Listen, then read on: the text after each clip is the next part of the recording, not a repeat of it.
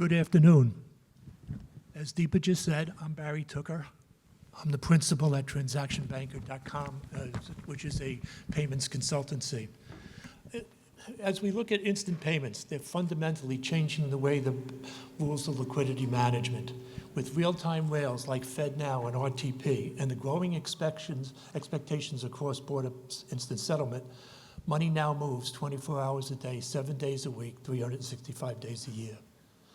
That speed delivers benefits not only for the customers and the economy, but it also introduces new liquidity, operational, and risk management challenges to financial institutions.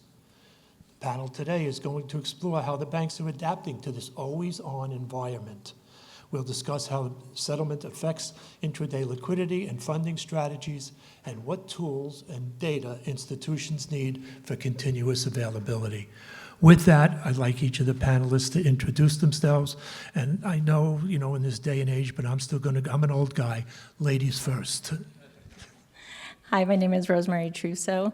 I work for KeyBank. I lead our product team for electronic payables. Been with the bank for over 30 years. Currently, my team is focused on enabling RTP and FedNow throughout the organization. And my other products are ACH, Wire, and International Services. Arjun? Yes, I'm Arjun. I'm the founder and CEO of Baton Systems. We are a software company. We provide software to banks that give them real-time visibilities into all their assets, both cash and securities. Then we lay workflows on top of that allows them to move these assets on demand 24/7. The benefits that you get from that is improved liquidity management and improved risk management. So we are the first ones in the industry to provide payment versus payment on a peer-to-peer basis. If people who understand how FX settlements work in the industry, we're the first ones to actually enable a CLS-like settlements for non-CLS members, which probably 90% of you here are not direct members of CLS. And we settle on any day about $30 billion of asset value. And to date, we have settled $18 trillion of value across cash and securities. Happy to talk about that in more detail. Juan. Hi, everyone. I'm Juan Bologna. I'm part of the Global Payments and Trade. I'm the head of cash and trade solutions. And I help clients manage their day-to-day liquidity as well as their financing needs from a trade finance perspective. Thank you all for joining us today. So what we'd like to do, that didn't work. We're going to move straight on then. Rosemary, Juan, what is the single biggest risk in liquidity management that you see or that institutions underestimate when they first adopt instant payments? So when we started the journey with RTP, like most banks, we started with receive. And so liquidity management really wasn't much thought about from a receive perspective as far as setting up the process to defund the joint account. The biggest risk with liquidity is when you start to enable send and your send volume exceeds your receive, and so you become a net sender. Pre-funding the account at the New York Fed has been like the biggest risk to make sure that you understand the timing and really engage our treasury and liquidity partners early within the process, because the only way to fund it is through a wire, and so having to park funds within the account to get you over a weekend, over a holiday. At our bank, we started RTP Send for the commercial bank, institutional banks, so we started also on the API in the file-based space. So easily we can have someone with access to move millions of dollars overnight on the weekend. And that's something that our liquidity management and treasury team never really had to worry about. Like after 6 p.m. on a Friday, you didn't have to worry about it. So something to engage early, not a problem when you're a net receiver, but as soon as you become a net sender, you need to be well prepared. Yeah, Rosemary, I totally agree with that. We were a net receiver for several years, and I had no idea we even offered the service. And then that changed very rapidly last year when we started offering RTP sending capabilities, and the 10 million per transaction limit was established. We quickly became one of the top RTP providers. We are in the top 5 today. So we have learned a lot, and some of the lessons we learned was once you start enabling clients on sending capabilities, you start losing the ability to predict settlement floats and instantly move into real-time liquidity obligations. We now have to help corporate treasury manage liquidity on a 7-day basis through 7-day ledger, which means weekends, holidays, without the traditional buffers and cutoff times that allow you to understand client behavior. So with immediate payment rails, timing windows have been reduced from the payment rails that we're used to. Compressing liquidity needs 2 seconds. What this has forced us to develop real-time analytics and tools to better understand client behaviors and reassess what intraday and end-of-day funding requirements should be. And from an offering perspective, we underestimating how deeply this would impact downstream systems and broader applications. Just to name a few, the DDA, funds control, balance messaging, interest rate calculations, which I'm sure we're going to talk about later. And then ultimately, all of these components need to be redesigned. Projects need to be prioritized so that they can work in parallel. So I think the biggest risk is not the payment rail itself, but failing to understand how it impacts and changes everything around it. So Juan, following on from that, how are banks rethinking their intraday liquidity buffers, pre-funding and collateral management for FedNow, RTP, and similar real-time systems? Yeah, I'll take that one first this time. So with immediate payments, clients' cash flows are more difficult to predict, and large sums of money can move instantly. So this required us to set up a new committee when we're enabling clients on FedNow and RTP. Key stakeholders include liquidity risk, corporate treasury, product sales. Whenever a client is looking for an RTP limit that exceeds a predefined threshold, we come together to make sure that the RTP limit and funding levels are appropriate at all times. As you know, when there's but this still requires a lot of coordination, manual funding, defunding of the account.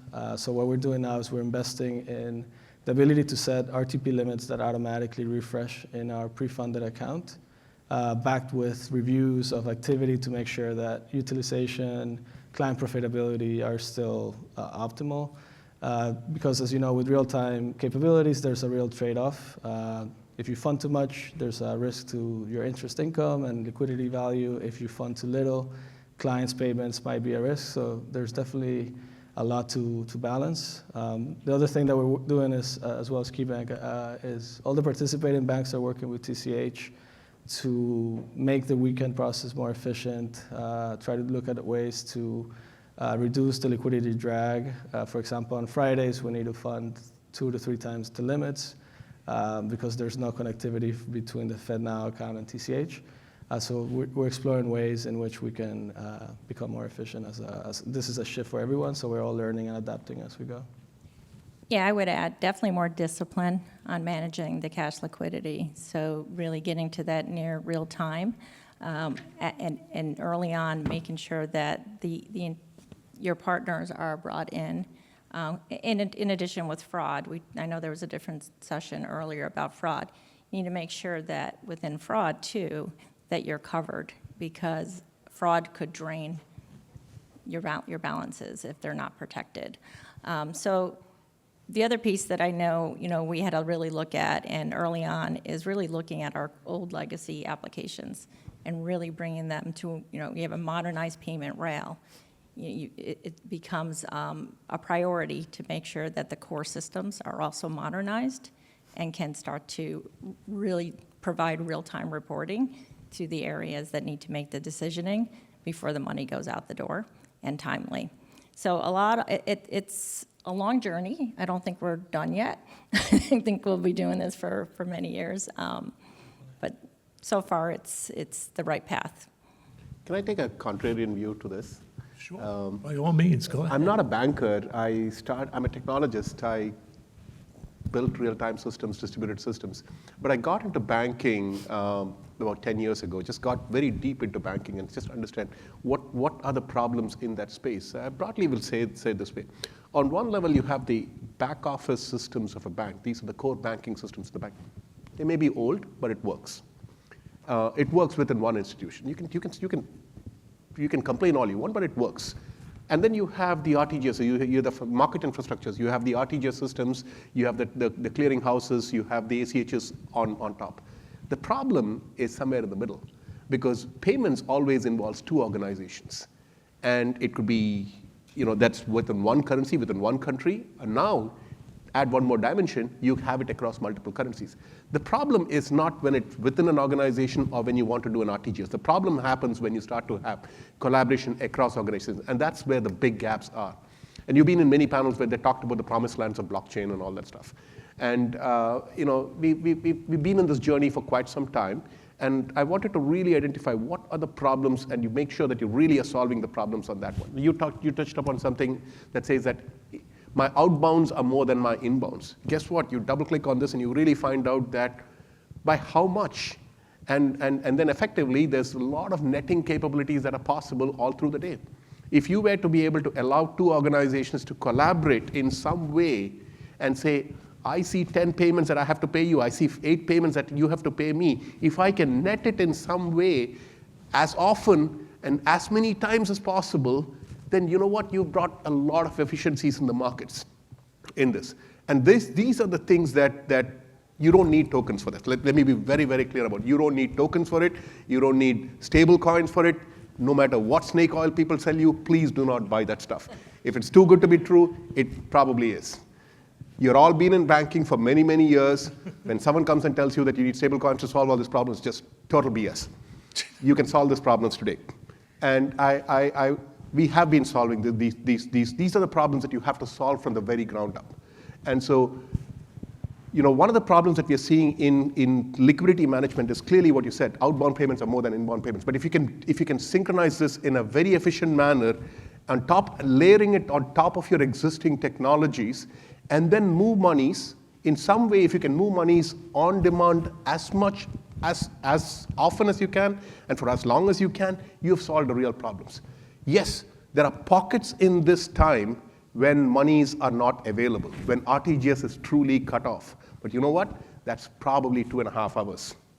You don't need to rip and replace an entire system for solving the 2.5-hour problem when volume is not at that one. But if you really need to solve it, you can. And so we basically think that there is a point in time when you need stable coins and you need deposit tokens, and you need to be able to mint and burn tokens just on demand.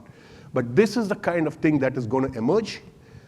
What we've seen across organizations, this is not the time to sit back and see who's going to win. You want to actively participate in this at this point in time. But my first things that I've learned is, if it sounds too good to be true, and if you don't understand it, there's something that's not right there. So that's my thing. Again, I'm being controversial here deliberately, but hope we can have more meaningful conversations. Thank you.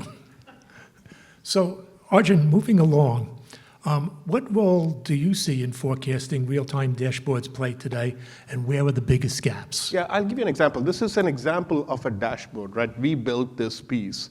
And what is this really saying? I'm in a bank. I have got 30 Nostro accounts across multiple currencies.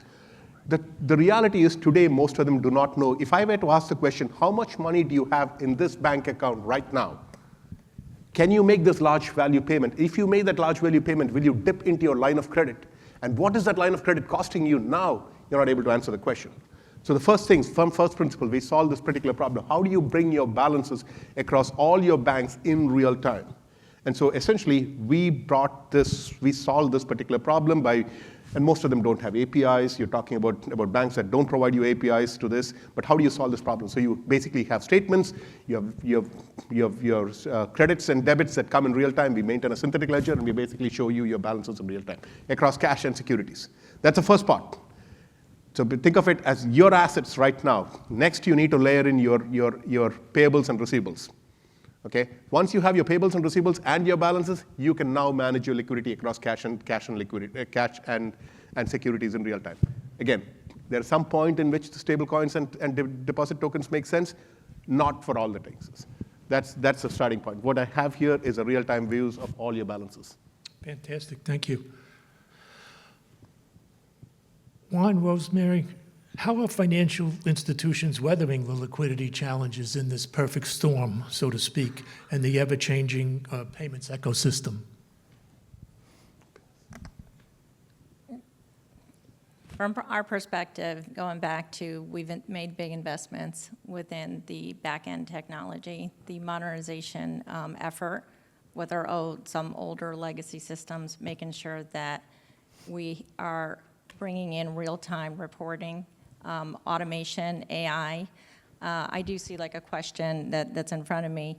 The way when you think about real-time payments and always on and 24/7, 365, it's heavily dependent on the technology.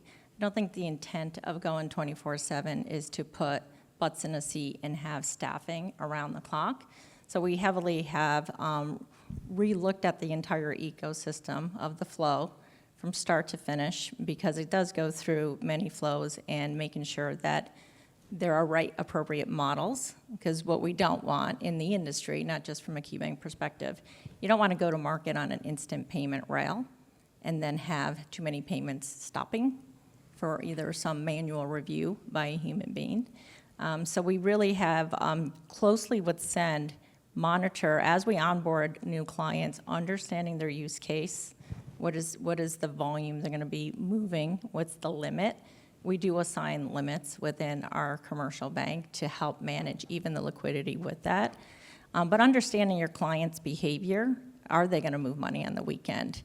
Also taking a look at your high depositors, so your risk with clients who, you have cash concentrated deposits. Those you could have $1 billion move overnight. That's something that you have to take into account. So different things have been introduced to help us weather this perfect storm. For us, imposing client-specific limits based on their use case, having the flexibility to increase, decrease, designing a process around how do you look at their usage. So if you have a client who needs $500 million a day, but then you find out they're only using $1 million, we don't want to park $1.5 billion extra in the pre-fund account when the usage isn't there. So as it scales up, we'll have more data underneath our belt, using kind of that data, get a little bit more tools to be more predictive, and really fine-tuning as we go along to make this a well-oiled machine. Juan. I'm going to say, all great points. Arjun, I agree with you, but I'll also say stable coins, tokenized deposits, block-based payments are growing, and they're creating real pressure on banks to adapt. So even though maybe there are not that many use cases for them, they are producing a real change in banks' modernization efforts. We know modernizing core systems takes time, but banks, in my opinion, should not delay the rollout of immediate payments. There are so many use cases. It's going to help you expand your clientele, your client segments across corporates, fintechs, digital asset clients, trade finance applications. So the real use cases that will result in real volume growth. So there's really you need to balance near-term client demand with strategic transformation efforts. But I don't think that you should wait to have everything ready.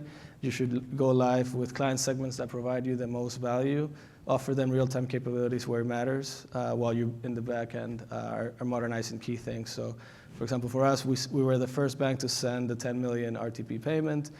We did not have everything ready. We were very quickly one of the highest volumes, and we're working now with clients and explaining to them we're transparent. We're a 240-year-old bank. We're trying to keep up, and we're innovating. But there are some areas, for example, that we understated, like interest rate calculations, adjusting Friday balances to not carry them over, producing real-time statements. But none of those were sufficient gaps to stop us from moving forward and innovating. So I think, to put it simply, it's just a balancing act and knowing where you can get the most value. It's true. I mean, look, one of the things you talked about is 24/7. This is a reality, right? This is where markets are going. There's no question about it that it is going to be 24/7, 24/6.5 probably, because we are part of one of the central banks in doing experiments at this point in time of how the markets are going to emerge. I'll give you a practical example of this. When the US went to T+1 settlements, we said, okay, T+1, yes, it'll come to T+0, but what's the real problem here? The problem happens something like this. There's a fund in Hong Kong that wants to buy IBM shares, for example. They're in Hong Kong, and they want to buy IBM shares. It's already T+1 in Hong Kong, and they have to have a few hours now to now convert the Hong Kong dollar into US dollar, settle it at the DTC, and then get that thing. Now you have a problem. And if you think that that's one-off, that's going to be the nature of the world 3-4 years from now, right? So essentially, you need to be able to manage your liquidity all through the day. You don't want to be parking too much cash. So what's the alternative? Today they say, you know what? I'll just go to my bank and ask them to make a market for me on $1, on just one currency. Now you're beholden to that liquidity provider to make markets for you. That's not very efficient. So I think this 24/7 is something that's going to happen.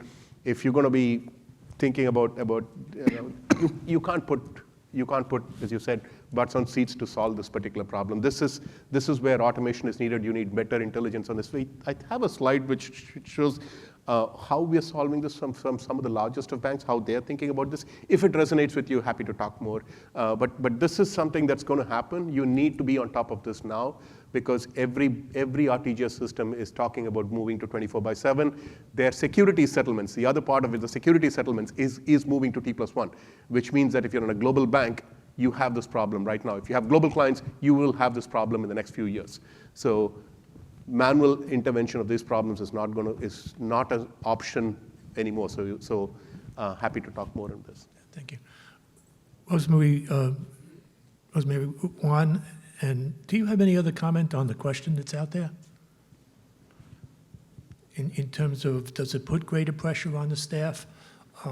Is there differences that you have to think about in your operational policies and procedures and practices?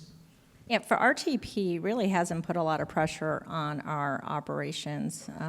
It's managed within the same team where our wire transfer operation is managed, just because it is set up to be highly automated. No touch, goes through different level of screening before it goes out. What we're actually seeing is there's opportunity, within RTP being native of ISO 20022, wire moved to ISO last year. And if you think of it from a business continuity perspective, there is volume, and I'm more on the domestic side of payments. There is legitimate wire transfer volume that could shift from wire to RTP, and therefore that cutoff time kind of goes away.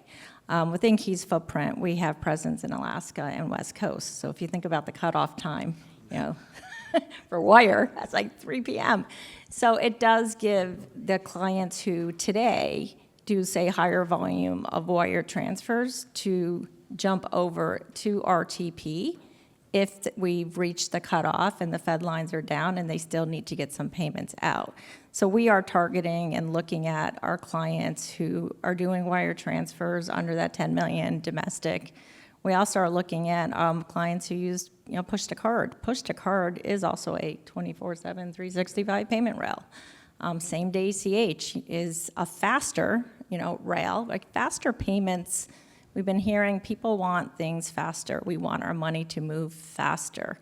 So RTP, FedNow, at this point, I don't see the burden on operations right just yet, just because it is highly automated, and if anything, maybe there's an opportunity to gain some efficiencies within the operation. Juan, your thoughts from It's very BNY? similar, yeah. We haven't really had to expand operations teams. To be honest, we have set up this new committee to review client requests and ensure that limits and funding levels are accurate, but no incremental staff has been required aside from engineers to be able to roll out the solution, review client inquiries, and connect to other payment rails in Europe and Asia. It is technology driven. You cannot ask staff to go through 10,000 RTP transactions the same way you can ask them to go through wire or repair an ACH file.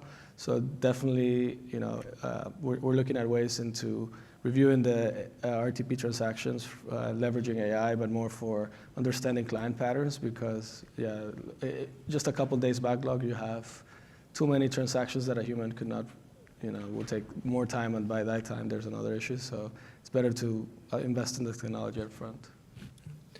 Arjun, coming back to you, what technologies, AI, real-time analytics, automation, are proving most effective in managing liquidity literally around the clock? Yeah, I think we have there you go. This is the thing that I wanted to talk about. The first slide that I showed you, this is a real dashboard that we have.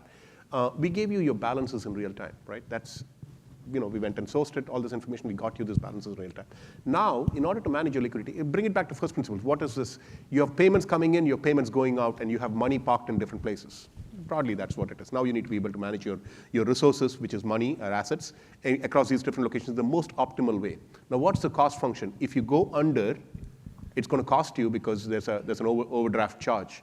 If you leave money, there's an opportunity cost because you're not making money on that one. So how do you manage your liquidity? So let me tell you the world that some of the, I think where it's going to is that you will have to pay for money by the minute. In fact, I know that some of the largest banks charge you by the minute. So if you want an overdraft, they'll charge you by the minute on that. So if you leave too much money, you're actually losing out on this. So effectively, what we have here is balances in real time, and you say, I need to make my payments all through the day. So at 10 o'clock, how much of my payments can I make out by 10 o'clock, by 11 o'clock, by 12 o'clock, and which ones do I need to pay, and which ones do which ones can I hold back because the cost of that. Now, I think this opens up a certain opportunity. If you can manage your risk and liquidity all through the day, you can actually you can service a section of the clients that you could not do before because you were just turning away that business. You just did not have enough liquidity to manage them, so you're basically turning away business on one side. Or you could have certain clients that say, you know what, you don't play nice. You always pay me later and you make me pay out early, and so I'm actually funding for you. So that's not all right. I'll still do your business, but I'm going to charge you differently. So these are the kind of new business opportunities that we see. What we have here is a BCBS 248 report, which shows you by the hour what percentage of payments are going out of the door.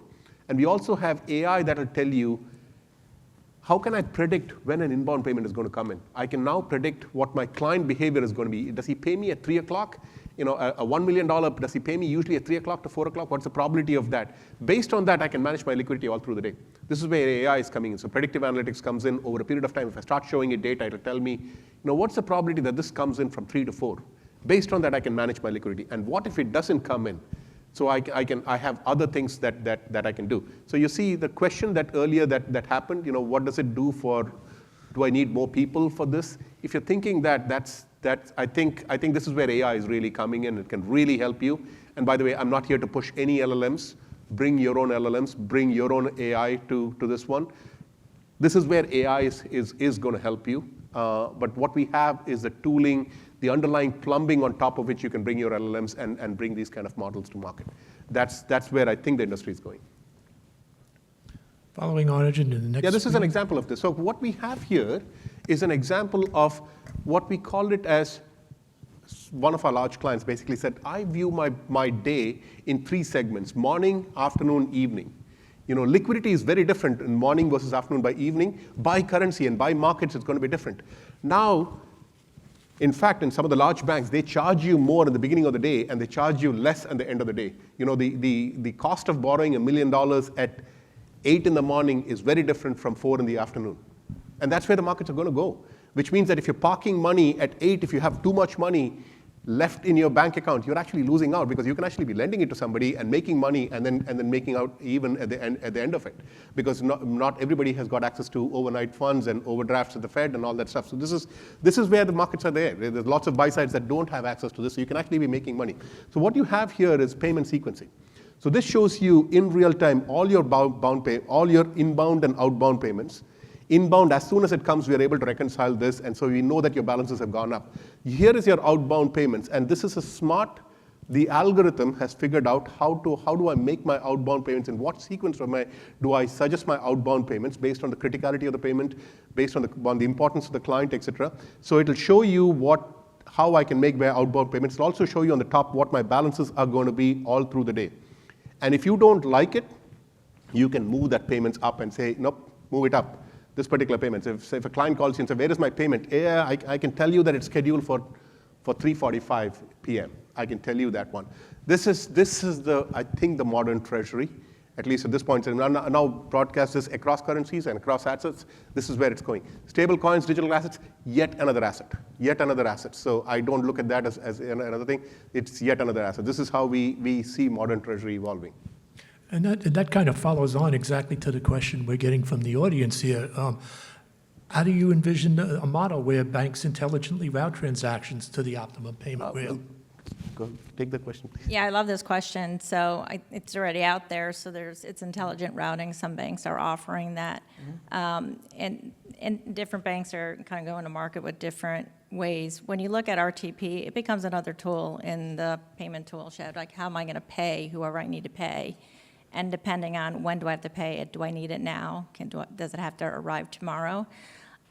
We do put the choice in the client's hand. So if a client is connected to all our payment rails, could be check, could be ACH, wire, and RTP, they can choose what payment rail to ride on. And also, it's intelligent enough and dynamic enough to know that if a wire cutoff was reached, that payment channel isn't an option.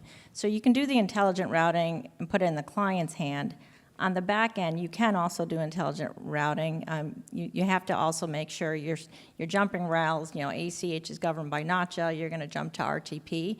So you need to make sure that there's proper disclosure if the client is okay to pick and say, okay, send my payment the cheapest way you can send it, Yep. or the fastest way you can send it. So I do think it's going in that direction, not consistently within the industry, but it is out there. Juan, your thoughts? Yep, we have a similar offering. We allow clients to select which payment rail they want to choose. And in some cases, if you exhausted, for example, your RTP limit, but you still have a FedNow capacity, we'll go ahead and route that for you without having to give you a failed transaction error. So, yeah, I think it's a very cool tool. So moving on, what does 24/7/365 really mean for funding risk and interest rate arbitrage? This was a fascinating discussion we had There's a slide on it, yeah. in our pre-meetings. So, Rosemary? Yeah, I'll start. You may be more the expert here, but this was Does an that mean I've been aha arbitraged moment. So most banks probably have an established cutoff time when they calculate the interest based on the deposits held. And if you, like the Federal Reserve and the Clearinghouse, they calculate interest at 7 p.m. Eastern Standard Time. But does that mean that every bank is doing the same time? If they're not, and I don't think we all are, within RTP, if you look at a large sender on the RTP rail, you really need to start looking at them a little bit different. So what's the cost of liquidity? If we've paid interest at, like, say, 7 p.m., and then the money has moved out, and could they earn interest with multiple financial institutions? Because this money can move within seconds. So take, say $50 million. If Bank A is calculating interest at 7 p.m., Bank B is doing 7:30, Bank C is doing 8 o'clock, and then end of day might be midnight for some banks. Mm-hmm. Within the RTP, do you run the risk, because again, highly sophisticated for technology, you can code it, that you earn interest, say, twofold, threefold, fourfold on the same money? So you really have to relook at how your bank is calculating interest. When you bring in a new client, what's the Fed fund rate that you're going to apply, and are they connected to RTP? Because if you don't have the stability of the deposits, then the value of those funds, right, become less. And so this was an interesting one to make sure you understand, going back to what is the use case and understanding the value of that client connected to this rail what's the interest that is negotiated to be paid out, and making sure those funds are available. And going back to the Friday, like, we calculate your end-of-day balance, for example, on a Friday is what carries you into the weekend and a holiday. Well, with a $10 million per transaction limit, money can move, right? Millions can move after 7 p.m.